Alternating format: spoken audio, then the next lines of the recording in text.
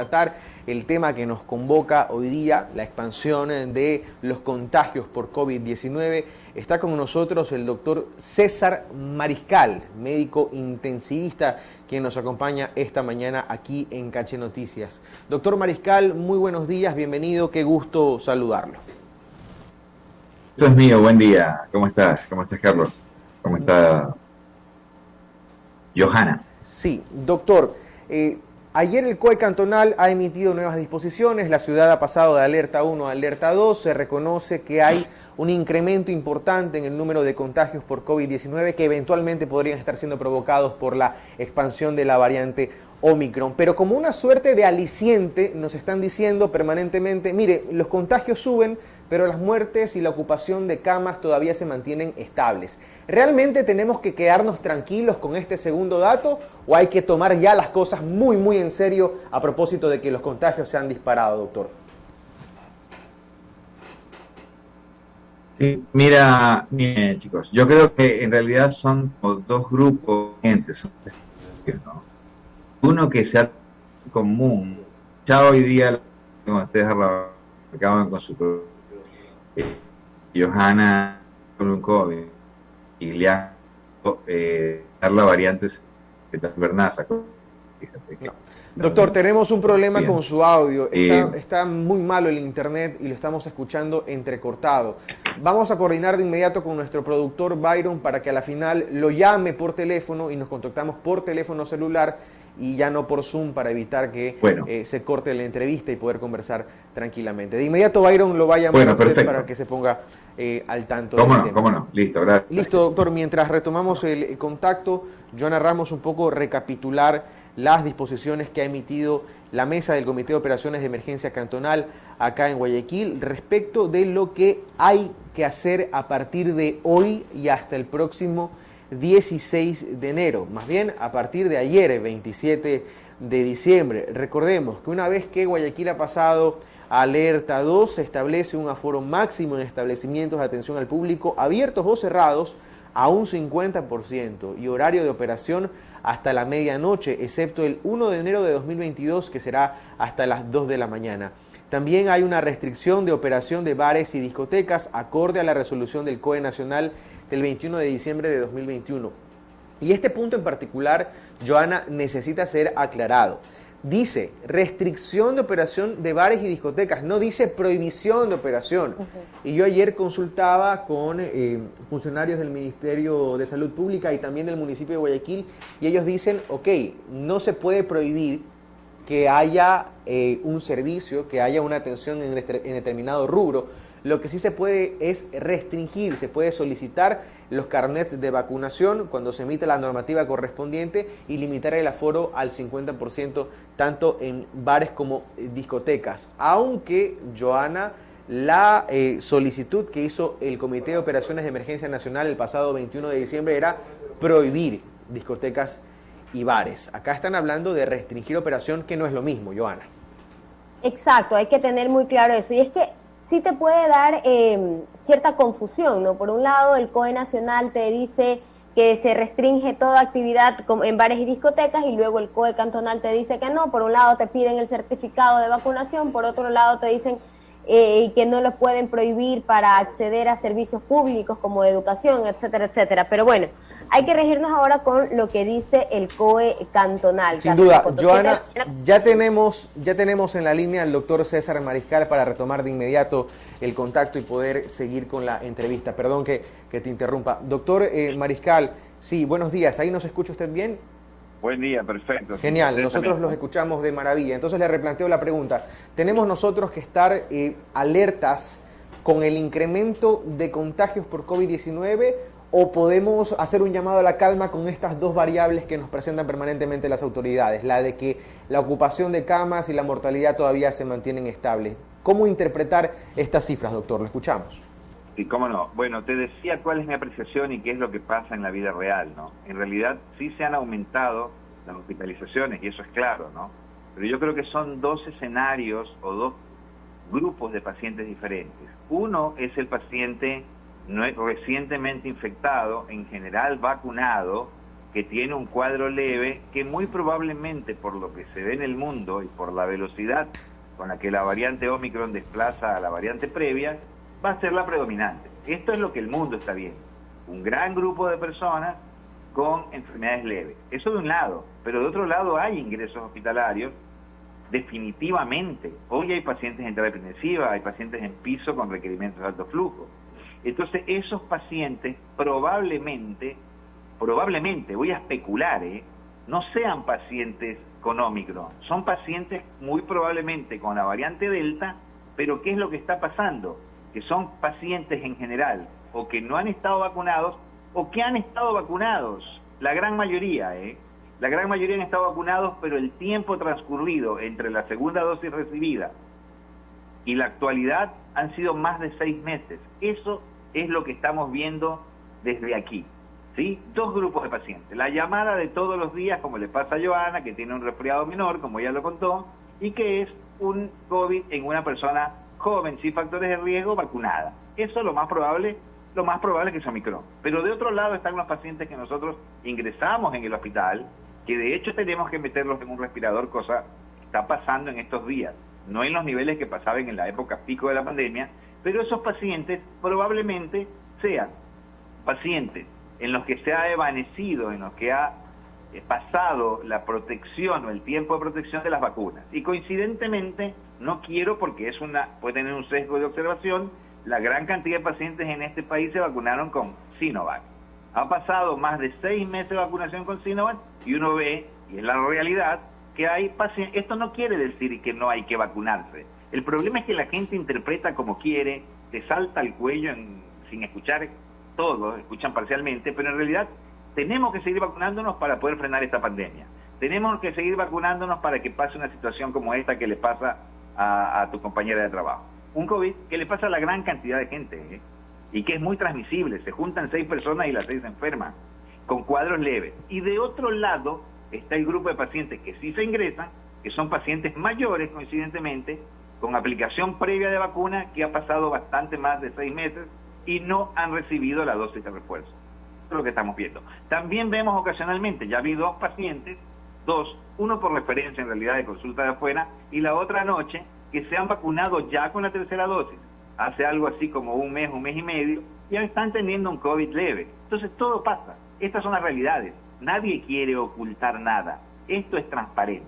COVID en gran medida y en gran cantidad leves, probablemente por la variante Omicron, COVID severos que ameritan internación, probablemente con la variante Delta. Acá debería estar muy atento el Ministerio de Salud Pública a procesarnos en secuenciación genómica las muestras de nuestros pacientes que son de interés. ¿Por qué razón? Porque va a ser la única forma oficial que reconozcan qué es lo que está pasando. Porque si nosotros hacemos aislamiento y una genotipificación a nivel local, probablemente, pues, como ya pasó y pasó la última semana, van a negar esa evidencia diciendo que el gol estándar, lo cual es correcto también, que el gol estándar del diagnóstico es la secuenciación genómica. Entonces, bueno, esto es lo que pasa en la vida real, esto es lo que seguramente le pasa a todos los amigos médicos que estamos trabajando todos los días en esto, ¿no? Doctor, buenos días, Joana Ramos le saluda. Y sí, justamente, bueno, ahora, soy COVID positivo, ¿y luego qué? ¿Qué es lo primero que tengo que hacer? Más, aparte de aislarme, ¿no? Y avisar a mis contactos, ¿tengo que inmediatamente buscar ayuda médica o lo puedo sobrellevar esta enfermedad hasta que los síntomas desaparezcan? Mira, el sentido común por sobre todo, pero por ejemplo yo te escuchaba, voy a ir después de esto al médico, y la verdad es que hoy en día muchos pacientes no van al médico, ¿no? Nosotros le vamos a decir siempre lo mismo. Estás con un cuadro que hoy parece más un resfriado, tú lo contaste y es tal cual. Tengo un poco de malestar de la garganta, al día siguiente me dolió más y tengo un poco de rinitis. Yo habitualmente tengo resfriado, pero la diferencia esta vez que me llamó la atención es que me sentía muy cansada. Así lo contaste. Y así es, sí. Así es lo común, esa es la historia que te cuentan los pacientes todos los días. Entonces tú dices, bueno, listo, satúrate y mírate cómo vas. Y si tú te estás saturando en tu casa, y como te pasará a ti, estarás saturando 98-99%, ¿no verdad? Entonces tú te quedas muy tranquila en tu casa y tomas un tratamiento sintomático, porque no hay tratamiento específico antiviral o para el tema inmune, no hay. Sí existe en realidad, pero no lo tenemos disponible nosotros, y existe a nivel de personas con COVID leves moderados que tienen altísimo riesgo de poder complicarse. En una época, en esos pacientes usábamos el plasma de pacientes reconstituido de pacientes que habían pasado la enfermedad. Hoy en día, en ese grupo de personas se usan pues este cóctel de anticuerpos mononucleares que son de una sola dosis, 3 de ellos endovenosos y uno de ellos endovenoso subcutáneo, que tienen nombres rarísimos, son anticuerpos monoclonales quiméricos, terminan en inhibir, o sea, y también hay un antiviral que es el Mupinavir, que ha tenido alguna utilidad. ¿En quiénes? No para todo el mundo, para pacientes que tienen alto riesgo de tener mala evolución clínica, que los pescas en los primeros 7 días de síntomas y que tienen un COVID leve o moderado. Nunca ha aplicado esto para COVID severo, para la persona que se hospitaliza, que desatura, que los ponía a correr a buscar plasma fresco, eso, plasma de pacientes convalecientes, eso nunca fue correcto, porque se usa en ese nicho pequeño de pacientes que están razonablemente bien, pero que tienen alto riesgo de estar mal. Ahí se aplicó en algún momento el plasma y hoy están los monoclonales y los antivirales que nosotros no tenemos acceso. Pero una chica como tú, joven, sana, ¿no es verdad? Madre de un niño de 5 años, escuché, que está bien en la vida por lo visto, me parece que lo que tienes que hacer es quedarte en casa como tan responsablemente has hecho, 7, 10 días, y tomar la medicina que sea necesario, la que tomaste toda la vida para los cuadros gripales que tuviste, con la diferencia que hoy tienes más dolor y por ahí requiera un poquito más analgésico. Y para de contar. Doctor, algo que me están preguntando es ¿cuándo se tienen que hacer la prueba para confirmar si las personas tienen o no COVID? Por ejemplo, yo el día de ayer me la hice, pero tenía 4 días con síntomas gripales y me salió positivo. Las personas que estaban cerca de mí, ¿cuántos días se tienen que esperar para hacerse una prueba? Mira, es una pregunta interesante. ¿Cuánto y cuál prueba, no? En realidad entendí que tú hiciste un PCR, lo cual está bien. Yo también prefiero que se haga PCR, la gente, porque brinda la posibilidad de determinar qué variantes tiene en condiciones no oficiales. Sabemos qué variantes tienen los pacientes. No para el ministerio, ¿no? Pero sí para nosotros y nuestra información válida. Entonces el PCR, pero en realidad hoy en día ha tomado mucho auge la detección del antígeno en el hisopado nasofaríngeo, ¿no? Y el hisopado nasofaríngeo para antígeno se recomienda hacer al 5.º día, ¿ya? El hisopado nasofaríngeo, las personas que abogan a favor de él, antígeno, a favor del uso de antígeno, en realidad dicen que bueno, que es importante porque está positivo los días que uno es infectante. De hecho, muchos se comienzan a marcar, mire, cuando tenga un antígeno negativo, levanto las medidas. Eso no aplicaba en el PCR, porque en el PCR tú puedes tener presencia del PCR mucho más allá de los 10 días, 2 semanas, 3 semanas, 6 semanas, y eso lastimosamente generó tanta confusión que hubo gente que estuvo condenada al encierro porque tenían PCR positivas, sabiendo que nunca en la vida, en condiciones normales de COVID leve moderado, no se transmitió, no se tuvo la posibilidad de hacer crecer un virus después del día 9 o 10. Por eso es que el mundo planteó la cuarentena en 14 días. No lo hicieron de tonto, lo hicieron porque el elemento científico es que no había replicación viral más allá de eso. Bueno, hoy en día la gente que aboga a favor del antígeno te dice, hágase uno al 5.º día, como tú bien marcaste, dijiste, de hecho pasa que hoy a la mañana tengo negativo y a la tarde resulta que tengo positivo, tú pusiste 2 días después, creo, me parece haberte lo escuchado. Sí. Entonces en realidad uno tiene que insistir si la sospecha es fuerte. Pero lo ideal sería probablemente entre el 4.º y 5.º día, extendido hasta el 7.º, en el supuesto de que la sospecha sea fuerte. En el caso del antígeno. En el caso del PCR, el PCR, como tú bien marcabas, definitivamente tiene un tema en contra, que es que siempre ha habido un porcentaje de falsos negativos, que va de un 5 a un 40%. ¿Y por qué se debe esto en las variantes? Porque estas variantes tienen tantas mutaciones de aminoácidos en la espiga, y el PCR a veces puede no detectar y pasar como un falso negativo. Para el antígeno no aplica esa limitante, porque el antígeno ve más allá de la espiga, ve en realidad todo el nucleocápside del virus. Entonces es más probable, no se invalida el test de antígeno, por el contrario, cobra cierta fuerza. Pero a mí en particular prefiero tener la información del PCR, porque sobre todo en casos de interés clínico me interesa saber qué variante tiene.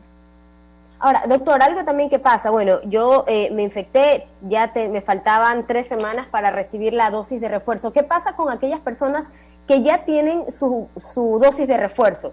¿Tienen menos probabilidades de infectarse? Parecería que sí, ¿no? Comenté el hecho de que yo ya tengo referencia de 2 pacientes que ya recibieron la dosis de refuerzo, llamemos la tercera dosis. Coincidentemente, el esquema de la señora que vi anoche, que la vine a ver en de la emergencia y así mismo como la vine a ver se asustaron porque el saturómetro le saturó mal y vinieron, pero en realidad la señora estaba bien. Se había vacunado su esquema básico de 2 dosis con Sinovac y se había puesto el refuerzo hace un mes con AstraZeneca. Yo no quiero sonar a irresponsable, pero vuelvo a decir, porque hay un sesgo si uno quisiera decir, caramba, las personas vacunadas con Sinovac, que ya se sabía, ¿no? No tiene la protección que tenía Pfizer o AstraZeneca y tampoco el tiempo. Lo mismo que los de Johnson & Johnson, ¿no? Que ya se sabía. De hecho, Johnson & Johnson no se espera 6 meses para el refuerzo, se espera 2 meses. Entonces mucha gente se infectó en la ida y vuelta a Estados Unidos con Johnson & Johnson o con la primera o segunda dosis de Pfizer que iban a buscar. Y en el Ecuador lo que uno ve es que en realidad la gran cantidad, por lo menos de pacientes que me tocó ver a mí, y tú les preguntas, ¿está vacunado? Y la gran cantidad dicen, sí. ¿Con qué está vacunado? Con el esquema que fue muy común en Ecuador. Entonces ahí hay un sesgo, que no vamos a ver COVID en posvacunados con Sputnik porque no usamos. Vamos a ver con lo que sí usamos. Pero dentro de lo que usamos parecería ser que coincidentemente los pacientes vacunados con Sinovac, lo cual vuelvo a decir, no es sorprendente. Lo importante es que vivimos 2 tiempos distintos de la pandemia. En un inicio, cualquier vacuna, decíamos, ¿qué es la mejor vacuna o cuál es? La que se pone en el brazo, para decir que cualquiera estaba buena, porque esa era la lógica. Pero hoy en día, digamos, hay cierta cosa que te permite ser un poco más selectivo para tener una inmunidad más robusta en el tiempo, que es lo que la ciencia tendrá que irnos contando qué es lo que hay que hacer, ¿no? Veremos entonces, los cuidados hay que mantenerlos en todo caso, y si usted tiene sospecha, a todos nuestros amigos oyentes recordarles, si usted tiene sospecha, por favor, aislarse y hacerse la prueba, ¿verdad, doctor? Correctísimo. Aislarse es lo más importante. Por último, aunque no te hagas la prueba, que debes hacértela, pero aunque no te la hagas, si te sientes con síntomas, trata de levantar un poco más. Esto no quiere decir, nunca yo fui de la idea de confinamiento, ¿no? Porque en realidad parece que no han sido demasiado útiles. Entonces, pero sí del aislamiento responsable, del distanciamiento responsable. O sea, la mascarilla es clave, no la vamos a poder dejar de usar. Tratar de estar siempre como atento. El tema es que es difícil la posición humana de estar todo el tiempo con la guardia arriba cuidándose de, ¿no verdad? Eso uno no lo hace ni en la calle, que tiene la posibilidad que lo roben, ¿no verdad? Entonces es difícil, pero sí, lo indicado sería eso, tratar de mantener las medidas básicamente de distanciamiento social y el uso de las mascarillas, que es fundamental porque el virus tiene una capacidad, cada vez este virus en particular, por ciertas características que parece tener relacionado a su estructura molecular y relacionado al tipo de receptor con el que aparentemente se une a la célula, le hacen tener este perfil clínico epidemiológico un poquito distinto. O sea, hay hipótesis al respecto de por qué puede ser que esté pasando eso, que ya sería un tema muy profundo, pero bueno, quiero que sepan que la ciencia siempre está activa al respecto de eso, estudiando, ¿no? Y eso es lo importante y nos da un poco de seguridad. César Mariscal, médico intensivista. Doctor, muchísimas gracias por estar aquí en Caché Noticias. A seguirnos cuidando entonces. Bueno, gracias a ustedes, que tengan buen día y saludos a todos.